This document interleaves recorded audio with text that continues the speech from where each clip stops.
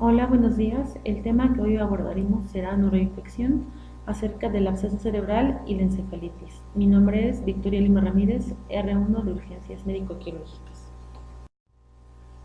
Los objetivos de esta charla es identificar su etiología, conocer los diferentes tipos de encefalitis y su sintomatología, reconocer los diferentes factores que influyen en la evolución del absceso cerebral, planificar el tratamiento para la encefalitis y el absceso cerebral.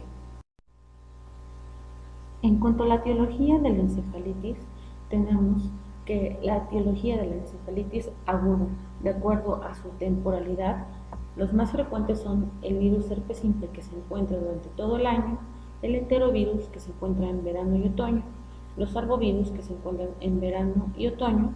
Estos se encuentran transmitidos por mosquitos o garrapatas.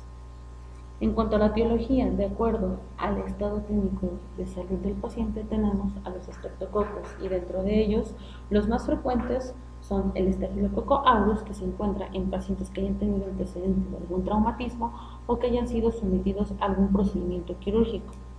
Por otro lado, la nocardia y toxoplasma la vamos a encontrar más frecuentemente en pacientes inmunocomprometidos, así como el Aspergillus fumigatus, que se encuentra más en pacientes trasplantados. Bueno, en cuanto al cuadro clínico de la encefalitis, tenemos que va a haber una alteración del estado de conciencia en el 95% de los pacientes, así como también fiebre, cefalea, cambios de personalidad, crisis epilépticas y signos meningios. En estos signos vamos a encontrar que pueden presentar micronías, temblores, signos de Babinski, alteraciones de los pares craneales como debilidad facial o parálisis de los mismos. En la imagen podemos ver que algunas de las crisis epilépticas pueden ser parciales o generalizadas, así como su representación en un electroencefalograma. Dentro del cuadro clínico también encontramos la focalidad neurológica, que se encuentra en un 40% de los pacientes. En esta, los signos neurológicos focales son alteraciones de los nervios o alguna función cerebral en específica de alguna parte del cuerpo, como por ejemplo debilidad del brazo izquierdo o de la pierna derecha, según sea el caso. También la afasia. En la afasia tenemos la afasia motora o de Broca, la cual se caracteriza por una lesión frontal dominante, en la cual la comprensión se encuentra conservada, pero la producción del lenguaje no es fluente. Por el contrario, en la afasia sensitiva, la lesión se encuentra en la región temporal, también conocida como área de Wernicke, en donde se encuentra afectada la comprensión, pero el lenguaje es fluente. También tenemos que el paciente puede presentar ataxia. La ataxia es la falta de control muscular y coordinación de los movimientos voluntarios, como por ejemplo caminar, levantar objetos, mover los ojos o la deglución. También vamos a encontrar alteración en los reflejos, los cuales se pueden encontrar aumentados, así como también signo de Babinski positivo. Dentro de la etiología de la encefalitis tenemos el herpes simple, el cual se va a contraer mediante secreciones respiratorias y saliva. Este agente lo vamos a encontrar durante todo el año y va a afectar por igual a ambos sexos. El virus penetra la mucosa, ya sea oral o de forma ocular, y es transportado retrógradamente a través de axones sensitivos al ganglio trigeminal o a los ganglios raquídeos en el tronco cerebral o el cerebro, donde permanece latente hasta que se reactiva, dando lugar a la encefalitis. Otro agente causal es el enterovirus. Este se va a encontrar en el 10 al 20% de las encefalitis reportadas. Este es un virus de tipo RNA, su transmisión es fecal-oral. Dentro de los virus más representativos tenemos al 6, al 9, al 18, al Coxsackie A9, B2, B5. Para el diagnóstico de la encefalitis también contamos con el análisis de líquido cefalorraquídeo, el cual reportará pleocitosis linfocitaria entre 200 y 500 células por milímetro cúbico, una hiperproteinorraquia, una glucorraquia normal, que en algunos casos puede estar disminuida, pero solo sería el 5%, así como también un reporte de recuento normal celular. Bueno, nuevamente hacemos hincapié en las características del líquido cefalorraquídeo de acuerdo a su etiología. En esta imagen podemos ver que en una meningitis bacteriana los leucocitos van a ser más de 100 células por milímetro cúbico. En cambio, en la viral son menos de 100. Por otro lado, en el absceso cerebral son de 10 a 200 por milímetro cúbico. En el diferencial vamos a encontrar que en la bacteriana tenemos un predominio de polimorfonucleares mayor al 50%, en la viral es un predominio linfocitario, en el absceso cerebral tenemos la presencia de menos del 25% de polimorfonucleares. En cuanto a las proteínas, en la meningitis bacteriana las proteínas se encuentran elevadas, en la meningitis viral están discretamente elevadas de 50 a 100 miligramos por decilitro, y en un absceso cerebral vamos a encontrarlas muy elevadas de 75 a 500 miligramos por decilitro. Por último, la glucosa, cuando se trata de bacterias, se encuentra disminuida por su consumo de ellas, y en la meningitis viral se encuentra mayor o igual a 40 miligramos por decilitro, y en el absceso cerebral mayor a 50 miligramos por decilitro. Otro método diagnóstico con el que contamos, como podemos ver en la imagen, es el del electroencefalograma. En esa imagen podemos ver que se presenta una actividad eléctrica lenta y de baja amplitud, la cual es sugestiva de encefalitis herpética. Esta se va a encontrar principalmente en las zonas frontotemporales. Otro estudio que también podemos realizar para confirmar nuestro diagnóstico es el de la tomografía simple, en donde vamos a encontrar zonas de hipodensidad y en algunos casos efecto de masa, como es en la imagen que se encuentra del lado izquierdo.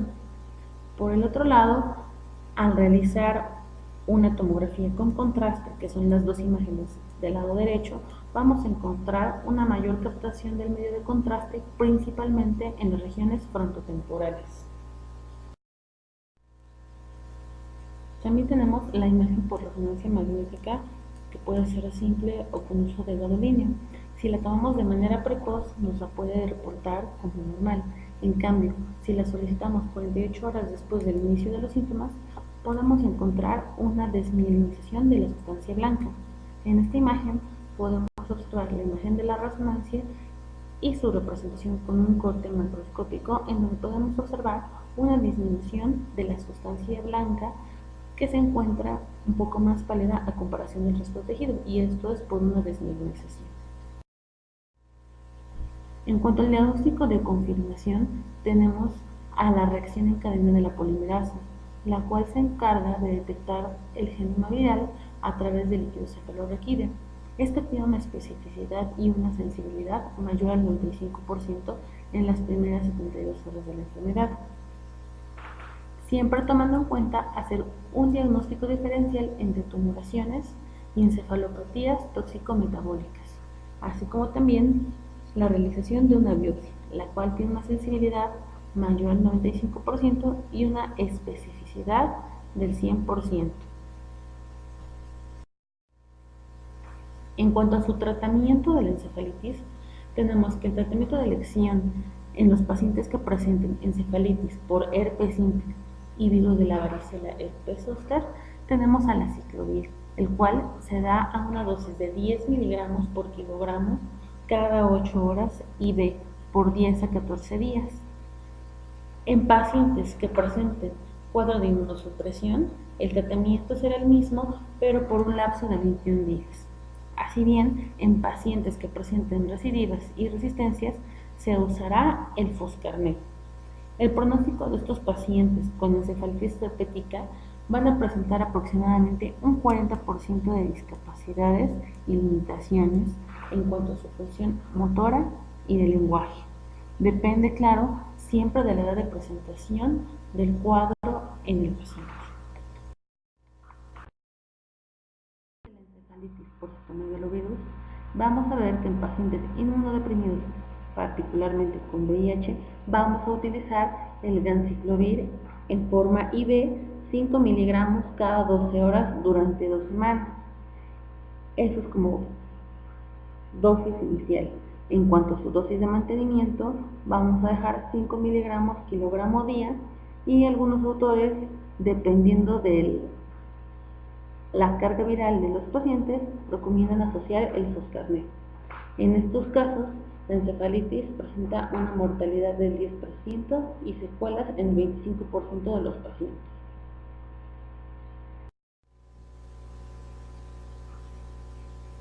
Absceso cerebral. El absceso es una infección supurativa focal en el interior del parénquima cerebral que suele estar rodeada de una cápsula vascularizada. Las causas pueden ser otitis media, mastoiditis, sinusitis paranasal, infecciones piógenas en el tórax, traumatismo craneoencefálico y procedimientos endoquirúrgicos e infecciones dentarias.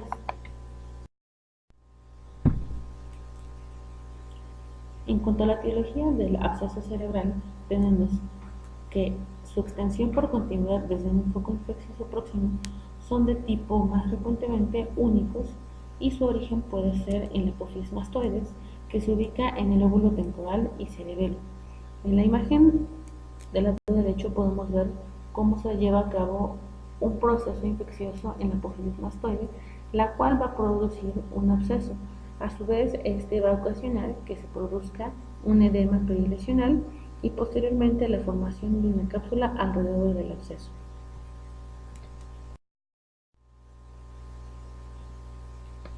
Otro mecanismo es el de diseminación hematógena desde un foco infeccioso lejano.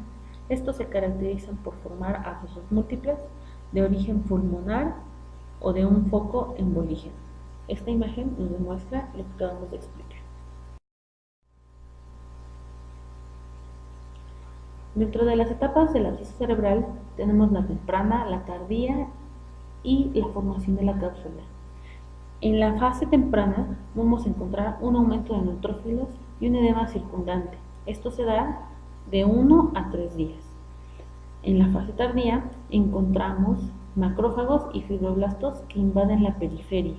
Estos a su vez van a empezar a formar la cápsula. Esto se da aproximadamente del cuarto al noveno día. Y en la última fase vamos a ver que se forma por completo la cápsula alrededor del absceso y eso es aproximadamente del 10º al 13º día. En cuanto a la clínica, como ya lo habíamos mencionado, vamos a encontrar que el paciente puede tener alteraciones del estado de conciencia, hipertensión intracraneal, fiebre y focalidad, que como ya habíamos mencionado, son alteraciones de los nervios o de alguna función del cerebro en específico que va a producir la debilidad de alguna de las extremidades superior o inferior, dependiendo de la ubicación del foco. Aquí mencionamos en esta imagen la tríada de la presión intracraneal, la cual es muy importante recalcar que se va a presentar mediante cefalea, que puede ser frontal, parietal o occipital, náuseas y alteraciones como el edema papilar a nivel del fondo de ojo.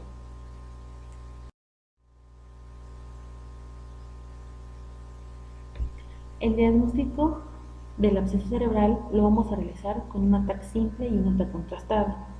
En la TAC simple la podemos observar en el lado izquierdo superior, donde observamos una lesión hipodensa en el hemisferio izquierdo. En la parte de abajo vemos que al administrar el medio de contraste nos va a dar una imagen muy representativa llamada en anillo, que se va a estar rodeada por una lesión hipodensa que representa el edema.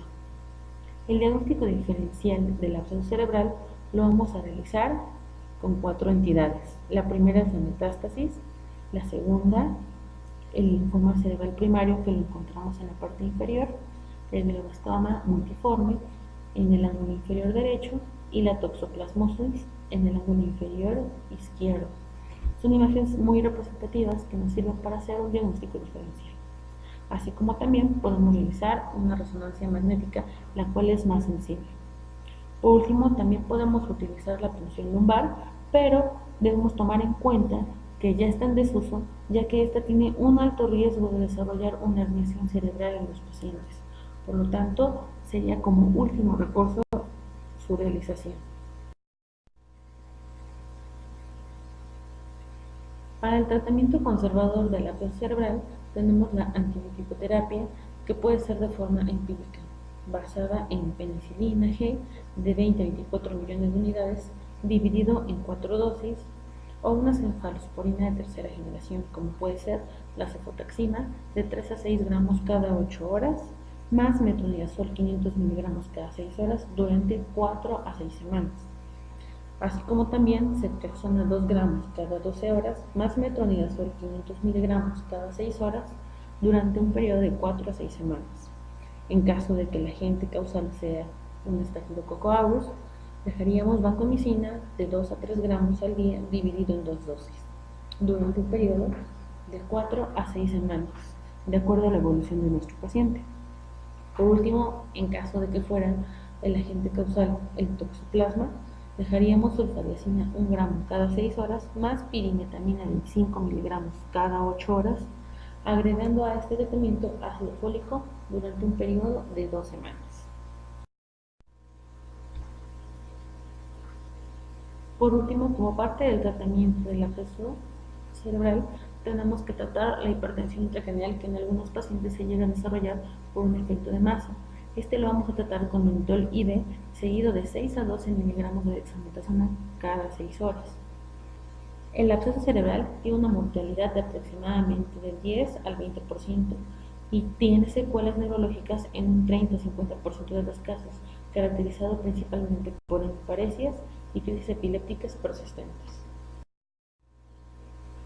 En cuanto al tratamiento quirúrgico, tenemos la cirugía evacuadora, que se utiliza principalmente en lesiones únicas y profundas, así como también en pacientes que presenten un cuadro de hipertensión intracraneal.